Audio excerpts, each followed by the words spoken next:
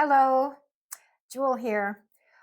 Jupiter in Gemini. Okay, so this is how it goes.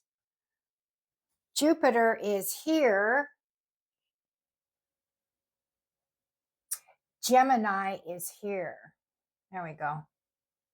Oh, this isn't working. I wish I could flip it around. Anyway, Jupiter is the preacher and the teacher, the old dude, the experienced old, not old man, but he is the preacher, the professor. And it actually, Sagittarius, the number 9, is all about professionalism. And I don't know if you know this trope, but the idea that the professor uh, gets in with his co-eds and has affairs with the younger women. This is the whole idea of fertilization. Now, what you get when you put the preacher and the teacher and the professor, those three older men with established credentials, and you put them in Gemini's outfit, and you get, I love this, you get you get the professor in short pants.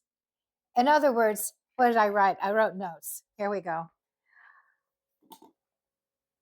Grandpa in short pants, because he could be a grandpa. He's in his 50s, 60s, that kind of an age. He's the professor in third grade. And what happens when you put him in a little child's desk? He looks kind of silly because his knees bump up against the desk. It's for kids, but it's like he has to go back to school. Now, I'm a Gemini with Gemini rising. And so for me, this is hilarious and perfect. And I didn't even mind Jupiter transiting my 12th house last year because I got so many cool ideas from that. But I'm kind of a fearless explorer into my own subconscious. And being a 12th houser, I'm also used to being like a fool, acting like an idiot, doing stupid things, shooting myself in the foot. I'm very good at that. And so over a lifetime, I've learned that if I don't make light of these stupid blunders that I've done and still do, then I'm sad. The only way for me to stay happy is if I can make light of these things. And Gemini is good at words. So what do? I change the words. And what do I find out from that? Well, I find out that when I change a word from, oh, I'm an idiot, to, oh, I am a clown, a famous actor who does comedy.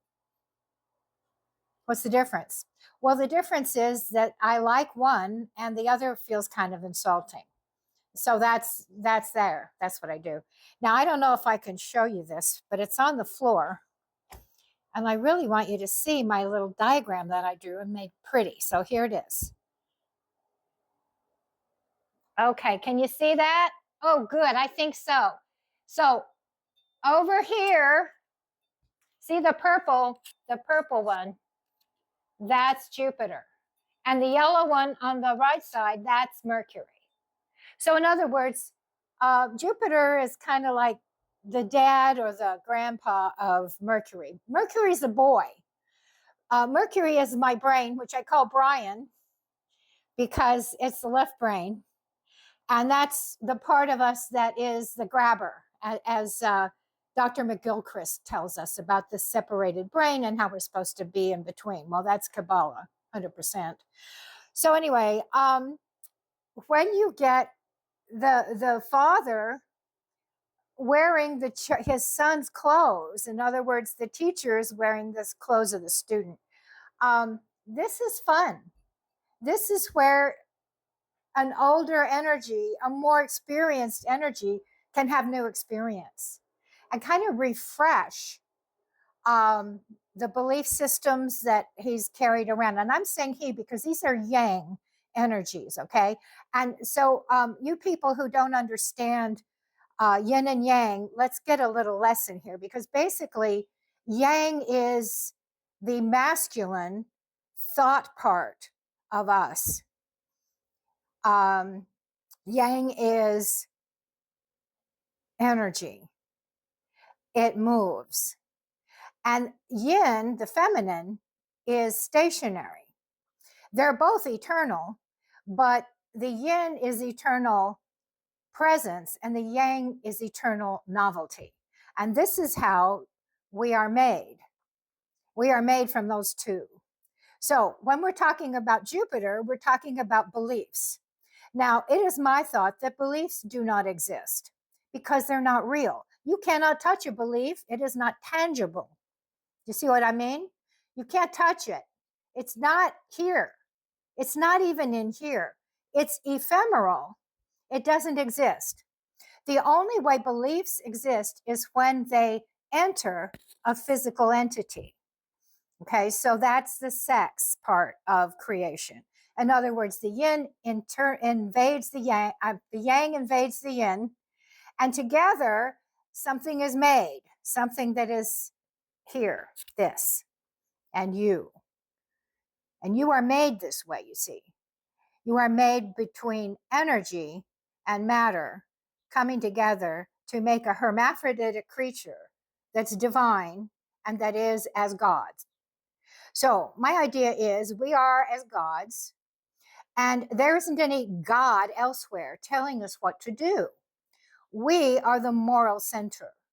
When we are an asshole, we are teaching the gods, the yin and yang, who don't have any morals, we're teaching them about bad or good as we do it. You see, because they just do what they do. Yin invades and yang invades and yin accepts.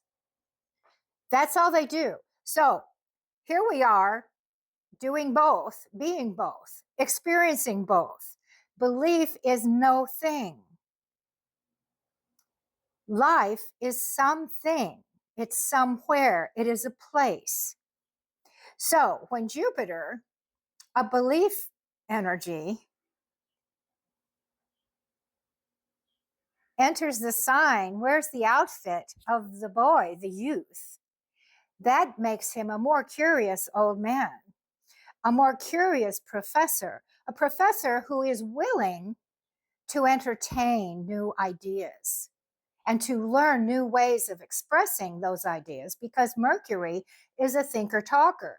Mercury roams about gathering data from the universe, plucking it and placing it in his little bag of goodies.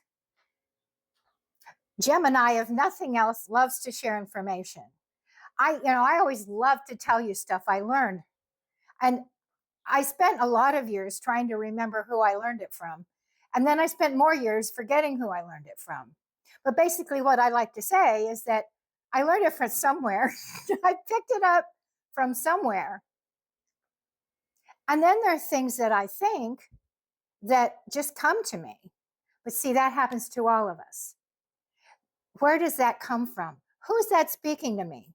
And where did I get that same idea that that philosopher from 1,000 years ago wrote down? And I never read that book. Well, I just heard Jimmy Dore talking about this too. So basically what we're talking about is the collective unconscious and how we're all connected. And Jupiter in Gemini is going to say our belief systems are going to change because we will grab some new data and we will apply it to our old thought paradigms and our old ways of teaching. And this is going to innovate our systems. And it's time for me to show you guys my idea of religion. All we have to do for a better religion that's going to help instead of hinder is to get God married. Let's have a royal pair who are creating life as we are in the now together, not just one God, but two, creating one divine child. That's who we are, with our environment, with our friends, in this planet, in this universe, on this planet. That's how I see it. So if you want a reading, go to jewellstarsinger.com and sign up, because I'm here.